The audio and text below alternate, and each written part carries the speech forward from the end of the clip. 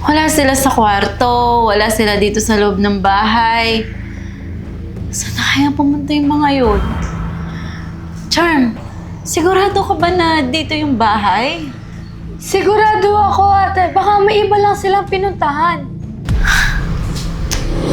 Baka ano na nangyari sa kanila, Charm? Sigurado ako. Nakaramdam si Mila na pumupunta tayo dito. Kaya pumunta sila sa ibang lugar. Saan naman?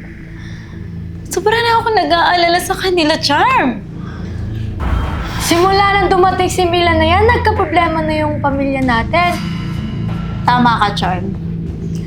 Naniwala pa naman ako kay Mila. Niloko lang niya ako. Tinuring ko pa naman siya na para kong anak.